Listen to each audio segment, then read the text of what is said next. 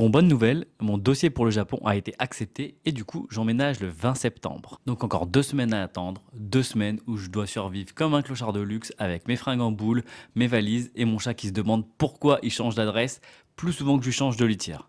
Bon, mais avant d'aller acheter 3 tonnes de meubles en kit, faut que je casse un mythe. Parce que tout le monde, mais absolument tout le monde, croit que les logements à Tokyo, c'est des boîtes à sardines. Tu ouvres la porte, tu touches le frigo, ta cuisine et tu peux te doucher en même temps. Eh ben non, mon appartement il fait 140 mètres carrés, 3 chambres et je suis à 15 minutes de Shibuya.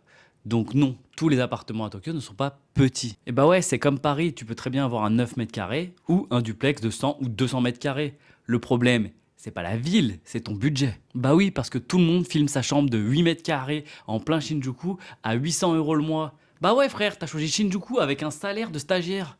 Du coup, j'ai donc un grand appartement vide à meubler. Et où est-ce qu'on va quand on a un appartement à meubler sans que ça nous coûte un rein? À Ikea. Et donc oui, les Japonais aussi adorent monter des meubles tout en insultant leurs ancêtres. Donc objectif aujourd'hui, trouver les meubles qui me conviennent, prendre toutes les références, acheter et essayer de me faire livrer pile pour la date où j'emménage. Et du coup, c'est pas comme un déménagement d'un appart à un appart. Là, j'ai rien du tout. J'ai mes valises avec des fringues, mais j'ai 0 meuble. Donc, je dois tout acheter.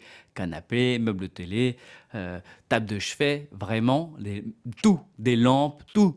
Bon, mais déjà, est-ce que Ikea au Japon, c'est pareil qu'en France? Bon, déjà, vous avez relativement les mêmes prix et vous avez également les noms à coucher dehors pour tous les meubles. Donc, Kallax, Glagli, Glagoulou, c'est exactement la même chose. Ils n'ont pas changé pour s'adapter au Japon. C'est pareil. Et comme en France, après avoir parcouru une partie du magasin, tu te retrouves au restaurant. Donc, bien évidemment, on a testé. La nourriture chez Ikea, c'est validé.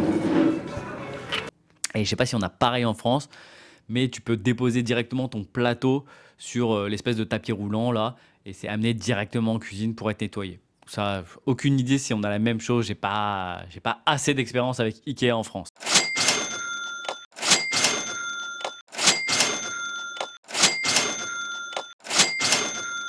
Et voilà comment dépenser 1 an de SMIC pour des meubles.